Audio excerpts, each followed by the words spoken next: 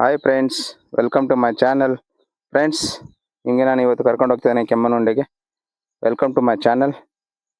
Friends, ನಾವಿರೋದು 4702 ಅಡಿ ಎತ್ತರದಲ್ಲಿ ಇದಿರ್ತಕ್ಕಂಥದ್ದು ಕೆಮ್ಮಣ್ಣುಗುಂಡಿ ಅನ್ನೋ ಒಂದು ವಿಶೇಷ ಜಾಗ.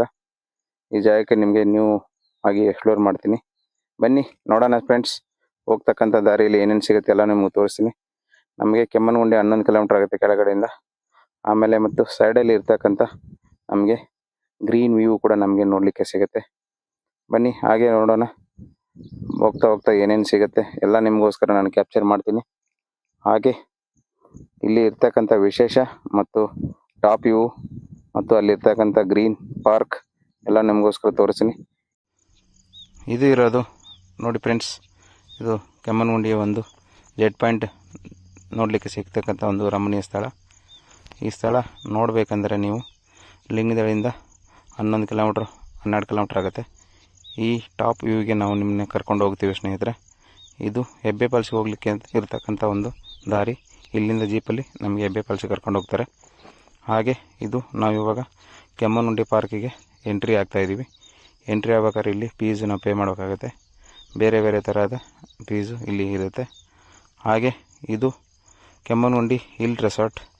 ಈ ರೆಸಾರ್ಟಲ್ಲಿ ಪ್ರವಾಸಿಗರು ಬಂದು ಇಲ್ಲಿ ಕೂಡ ಸ್ಟೇ ಮಾಡ್ತಾರೆ. ಈ ರಮಣೀಯ ಸ್ಥಳವನ್ನು ನೋಡಲು ಕಣ್ತುಂಬಿಕೊಳ್ಳಲು ಇಲ್ಲಿ ಬಂದು ಇರಲಿಕ್ಕೆ ಬಯಸ್ತಾರೆ. ಬನ್ನಿ ಹಾಗೆ ಮುಂದೆ ನಿಮ್ಮನ್ನ ಕರ್ಕೊಂಡು ಹೋಗ್ತೀನಿ. ಇದು ಜೆಡ್ ಪಾಯಿಂಟಿಗೆ ಎಂಟ್ರಿ ಆಗಬೇಕಾದಂಥ ಒಂದು ಜಾಗ. ಜೆಡ್ ಪಾಯಿಂಟ್ ಇವಾಗ ತಾತ್ಕಾಲಿಕವಾಗಿ ಮುಚ್ಚಲಾಗಿದೆ. ಈ ಜೆಡ್ ಪಾಯಿಂಟನ್ನು ಹೇಗೆ ಇರುತ್ತೆ ಅನ್ನೋದು ನಿಮಗೆ ನಾನು ಮುಂದೆ ತೋರಿಸ್ತೀನಿ. ನೋಡಿ, ಜೆಡ್ ಪಾಯಿಂಟ್ ಅಂದರೆ ನಾವು ಎಂಡ್ ಪಾಯಿಂಟಿಗೆ ಹಿಲ್ ಸ್ಟೇಷನ್ ಎಂಡಿಗೆ ನಾವು ಹೋಗಿ ರೀಚ್ ಆಗ್ತೀವಿ ಅನ್ನೋದು ಒಂದು ವಿಶೇಷ. ಬನ್ನಿ, ಜೆಡ್ ಪಾಯಿಂಟ್ ಹೇಗಿದೆ ಅನ್ನೋದು ನಿಮಗೆ ತೋರಿಸ್ತೀನಿ. ಇದುವೇ ಜೆಡ್ ಪಾಯಿಂಟ್. ಇದು ಕಾಲ್ದಾರಿ ನೋಡ್ತಾ ಇದ್ದಾರಲ್ಲ ಸ್ನೇಹಿತರೆ, ಅದು ಕಾಲ್ದಾರಿಯಿಂದ ನಾವು ಹೋಗಬೇಕಾಗತ್ತೆ.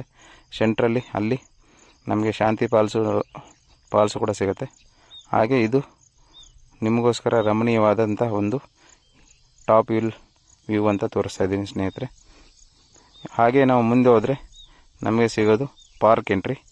ಇದು ಕೆಮ್ಮಣ್ಣುಗುಂಡಿಗೆ ಪಾರ್ಕ್ ಎಂಟ್ರಿ ಹೊಸದಾಗಿ ಮಾಡಿರ್ತಕ್ಕಂಥ ಒಂದು ಗೇಟು. ಇದು ಫುಲ್ ಬ್ಯೂಟಿಫುಲ್ ಬಿಗಿನಿಂಗ್ ನಿಮಗೆ ಸ್ಟಾರ್ಟ್ ಆಗುತ್ತೆ ಸ್ನೇಹಿತರೆ. ನಾವಿವಾಗ ಕೆಮ್ಮಣ್ಣುಗುಂಡಿ ಪಾರ್ಕಿಂಗ್ ಏರಿಯಾಗೆ ರೀಚ್ ಆಗಿದ್ದೇವೆ. ಹಾಗೆ ಮುಂದೆ ನೋಡೋಣ ಏನೇನು ರಮಣೀಯ ಸ್ಥಳಗಳು ಸಿಗುತ್ತೆ ಮತ್ತು ಇಲ್ಲಿ ಗ್ರೀನರಿ ಆಗಿದೆ, ಗಾರ್ಡನ್ ಆಗಿದೆ ಮತ್ತು ಸನ್ಸೆಟ್ ಆಗಿದೆ. ಅಲ್ಲಿರ್ತಕ್ಕಂಥ management office plus guest house ಆಗಿದೆ ಅನ್ನೋ ನಿಮಗೆ ಮುಂದೆ ನಾನು ತೋರಿಸ್ತೀನಿ. ಇದೆಲ್ಲ ಹೈಲೈಟ್ಸ್ ನೀವು ನೋಡಬೇಕಂದ್ರೆ ಈ ವಿಡಿಯೋದಲ್ಲಿ ಕೊನೆ ಎಂಡವರೆಗೂ ಹಾಗೆ ನೋಡ್ತಾ ಇರಿ, ಸ್ಕಿಪ್ ಮಾಡ್ದೇನೆ. ಬನ್ನಿ, ಇದು ಇಲ್ಲಿ ಮಾಡ್ತಕ್ಕಂಥ ಪಾರ್ಕು. ಈ ಪಾರ್ಕು ತುಂಬ ಅಚ್ಚುಕಟ್ಟಾಗಿ ನೀಟಾಗಿ ಮೇಂಟೈನ್ ಮಾಡಿದ್ದಾರೆ. ಈ ಮೇಂಟೈನ್ ಮಾಡಿರ್ತಕ್ಕಂಥ ಮ್ಯಾನೇಜ್ಮೆಂಟಿಗೆ ನಾವು ಧನ್ಯವಾದ ಹೇಳಲೇಬೇಕು. ಮತ್ತು ನೋಡೋಣ ಮುಂದೆ ಹೇಗೆ ಇದೆ ಇಲ್ಲಿಯ ರಮಣೀಯ ಸ್ಥಳ. ಹಾಗೆ ಮತ್ತು ಇಲ್ಲಿಂದ ಕಾಣ್ತಕ್ಕಂಥ ಕೆಳಗಡೆ ವ್ಯೂ ಆಗಲಿ ಆಮೇಲೆ ಹಿಲ್ ಟಾಪ್ ಆಗಲಿ ಹೇಗೆ ಕಾಣಿಸುತ್ತೆ ಅನ್ನೋದು ನಿಮಗೆ ನಾನು ತೋರಿಸ್ತೀನಿ. ಬನ್ನಿ ನೋಡೋಣ. ಹಾಗೆ ಮುಂದೆ ನೋಡ್ತಾ ಇರಿ. ಇದು ನಿಮಗೋಸ್ಕರ ಬಿಡಿಯಾಗಿ ತೆಗೆದಿರತಕ್ಕಂಥ ಒಂದು ಎಕ್ಸ್ಪ್ಲೋರ್ ಆಗಿರ್ತದೆ ಸ್ನೇಹಿತರೆ. ಈ ಥರ ನೀವು ಕೂಡ ನೋಡಬೇಕಾ, ಫ್ಯಾಮಿಲಿ ಜೊತೆ ಮತ್ತು ಫ್ರೆಂಡ್ಸ್ ಜೊತೆ ಮಕ್ಕಳು ಕರ್ಕೊಂಡು ಬಂದು ನೀವು ಇಲ್ಲಿ ಒನ್ ಡೇ ಪಿಕ್ನಿಕ್ ಔಟಿಂಗ್ ಕೂಡ ನೀವು ಮಾಡ್ಬೋದು. ಇಲ್ಲಿ ಪಾರ್ಕಿಗೆ ಯಾವುದೇ ಥರದ ಚಾರ್ಜ್ ಇರಲ್ಲ. ಓನ್ಲಿ ಅಲ್ಲಿ ಸ್ಟಾರ್ಟಿಂಗ್ ಕೆಮ್ಮಣ್ಣುಗುಂಡಿ ರೆಸಾರ್ಟಿಗೆ ಮಾತ್ರ ಎಂಟ್ರಿ ಚಾರ್ಜ್ ಇರುತ್ತೆ. ಹಾಗೆ ಟಾಪ್ ವ್ಯೂ ಕೂಡ ನಾವು ಹೋಗ್ಲಿಕ್ಕೆ ಕರ್ಕೊಂಡು ಹೋಗ್ತೀನಿ ಸ್ನೇಹಿತರೆ. ಟಾಪ್ ವ್ಯೂವಿಂದ ಎಂಥ ರಮಣೀಯ ಜಾಗ ಕಾಣಿಸುತ್ತೆ ಅನ್ನೋದು ನಿಮಗೂ ಒಂದು ವಿಶೇಷ. ನೋಡಿ ಎಷ್ಟು ಗ್ರೀನ್ ಆಗಿದೆ. ಹಾಗೆ ಮಕ್ಕಳಿಗೂ ಕೂಡ ಆಡಲಿಕ್ಕೆ ಇದು ಪ್ಲೇ ಏರಿಯಾ ಇದೆ ಸ್ನೇಹಿತರೆ. ಈ ಪ್ಲೇ ಏರಿಯಾದಲ್ಲಿ ಬಂದು ಮಕ್ಕಳು ಕೂಡ ಎಂಜಾಯ್ ಮಾಡ್ಬೋದು. ಹಾಗೆ ಇಲ್ಲಿ ಇರತಕ್ಕಂಥ ಒಂದು guest house plus office, management office ಇದೆ ಸ್ನೇಹಿತರೆ. ಫ್ಯಾಮಿಲಿ ಮತ್ತು ಫ್ರೆಂಡ್ಸ್ ಜೊತೆ ನೀವು ಬಂದುಬಿಟ್ಟು ಇಲ್ಲಿ ಔಟಿಂಗ್ ಮಾಡ್ಬೋದು. ಒನ್ ಡೇ ಔಟಿಂಗ್ ಬಂದು ಇಲ್ಲಿ ನೀವು ವಿಶ್ರಾಂತಿ ಮಾಡಿ ಈ ಎಲ್ಲ ದೃಶ್ಯಗಳನ್ನು ಕಣ್ತುಂಬಿಕೊಳ್ಬೋದು. ನೋಡಿ ಎಷ್ಟು ರಮಣೀಯವಾದಂಥ ಜಾಗ ಇದೆ ಅನ್ನೋದು.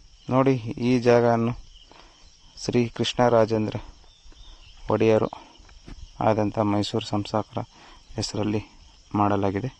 ಇವ್ರದ್ದು 1884ರಿಂದ 1940ವರೆಗೂ ಇವರ ಆಳ್ವಿಕೆಯಲ್ಲಿ ಆದಂಥ ಈ ಒಂದು ಪಾರ್ಕ್ ಅಂತ ಹೇಳ್ಬೋದು.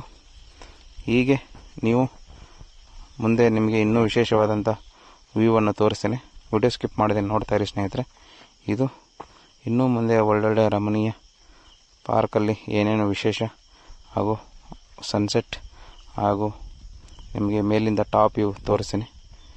ಇವರ ಗಿರಿಧಾಮದ ಸಂಸ್ಥಾಪಕರಾಗಿದ್ದರು. ಹಾಗೆ ಈ ಪಾರ್ಕನ್ನು ರಚಿಸಲು ತುಂಬ ಶ್ರಮಪಟ್ಟಿದ್ದಾರೆ ಅನ್ನೋದು ಹೇಳಲಿಕ್ಕೆ ಒಂದು ಇಷ್ಟಪಡ್ತೀನಿ. ಬನ್ನಿ ಸ್ನೇಹಿತರೆ, ಹಾಗೆ ಮುಂದೆ ನೋಡೋಣ ಹೇಗಿದೆ ಈ ಸುಂದರವಾದ ಪಾರ್ಕು. ಮತ್ತು ಈ ಥರ ಪಾರ್ಕನ್ನು ನೀವು ಒಂದು ಬಾರಿ ಬಂದು ನೋಡಿದರೆ ಕಮೆಂಟ್ ಮಾಡಿ, ಮತ್ತು ನೋಡದಿದ್ದರೆ ಹೋಗಿ ಒಂದು ಬಾರಿ ನೀವು ವಿಸಿಟ್ ಮಾಡಿ. ನಿಮ್ಮ ಸಂಸಾರ ಮತ್ತು ಫ್ರೆಂಡ್ಸ್ ಜೊತೆ ನೀವು ಹೋಗ್ಬಿಟ್ಟು ಇಲ್ಲಿ ಒನ್ ಡೇ ಪಿಕ್ನಿಕ್ ಕೂಡ ನೀವು ಆನಂದಿಸ್ಬೋದು ಅಂತ ಹೇಳಲಿಕ್ಕೆ ಇಷ್ಟಪಡ್ತೀನಿ. ಬನ್ನಿ ಹಾಗೆ ಮುಂದೆ ಹೋಗೋಣ. ಇಲ್ಲಿ ಏನೇನು ಇದೆ ಅನ್ನೋದು ನಿಮಗೆ ಒಂದು ವಿಶೇಷವಾದ ಬಗ್ಗೆ ಎಕ್ಸ್ಪೀರಿಯೆನ್ಸ್ ಮಾಡ್ತೀನಿ. ಹಾಗೆ ಮುಂದೆ ನಾವು ನೋಡ್ತಕ್ಕಂಥ ಇದು ಕ್ಲೋಸ್ ವ್ಯೂವಲ್ಲಿ ಗೆಸ್ಟ್ ಹೌಸ್ ಕೂಡ ತುಂಬ ಡಿಫ್ರೆಂಟಾಗಿ ಇಲ್ಲಿ ನೋಡಲಿಕ್ಕೆ ನಮಗೆ ಸಿಗುತ್ತೆ. ಮತ್ತು ಮಲೆನಾಡ ಗಿರಿಮುಡಿಯ ಪುಷ್ಪವನ, ಈ ಪುಷ್ಪವನ ಸದ್ಯಕ್ಕೆ ತಾತ್ಕಾಲಿಕವಾಗಿ ಮುಚ್ಚಲಾಗಿದೆ. ಇಲ್ಲಿ ಅದಿರು ಆಗಿದ್ದು ಇಲ್ಲಿ ಭದ್ರಾವತಿಗೆ ಫ್ಯಾಕ್ಟ್ರಿಗೆ ಹೋಗ್ತಾ ಇರೋದು ಒಂದೊಂದು ವಿಶೇಷ. ಇಲ್ಲಿ ನೋಡ್ತಾ ಇದ್ದಾರೆ, ನಮಗೆ ಇದು ಕ್ಲೋಸ್ ವ್ಯೂ ಮಾಡಲಿಕ್ಕೆ ನಮಗೆ ಅಲ್ಲಿ ಕಟ್ಟಿರ್ತಕ್ಕಂಥದ್ದು ವ್ಯೂ ಪಾಯಿಂಟ್. ಬಟ್ ಅಲ್ಲಿ ಇವಾಗ ತಾತ್ಕಾಲಿಕವಾಗಿ ಬಿಡ್ತಾ ಇಲ್ಲ. 2002ರಲ್ಲಿ ರವಿ ದರ್ಶನ ಉದ್ಯಾನವನ್ನು ಮತ್ತೆ ಓಪನ್ ಮಾಡಲಾಯಿತು. ರವಿ ದರ್ಶನ ಅಂದರೆ ಸೂರ್ಯನ ದರ್ಶನ ಮಾಡುವುದು ಅಂತ ಅರ್ಥ. ಇದು ಸನ್ಸೆಟ್ ಮತ್ತು ಸನ್ರೈಸ್ ಕೂಡ ನಾವು ಇಲ್ಲಿ ನೋಡಲಿಕ್ಕೆ ಒಂದು ನಮಗೆ ಸಿಗುತ್ತೆ. ಬನ್ನಿ ಆ ಸನ್ಸೆಟ್ ಸನ್ರೈಸ್ಗೆ ಹೋಗಲಿಕ್ಕೆ ಹೇಗೆ ದಾರಿ ಇದೆ ಅನ್ನೋದು ನಮಗೆ ತೋರಿಸ್ತೀನಿ. ಹಾಗೆ ನಾವು ಮುಂದೆ ನೋಡ್ತಾ ಹೋದರೆ ಅಲ್ಲಿ ಸನ್ರೈಸ್ ಮತ್ತು ಸನ್ಸೆಟ್ ಆಗ್ತಕ್ಕಂಥದ್ದು ಇಲ್ಲಿ ನಮಗೆ ನೋಡಲಿಕ್ಕೆ ಸಿಗುತ್ತೆ ಸ್ನೇಹಿತರೆ. ಇದು ಸನ್ಸೆಟ್ ಆಗ್ತಕ್ಕಂಥದ್ದು ಒಂದು ಜಾಗ.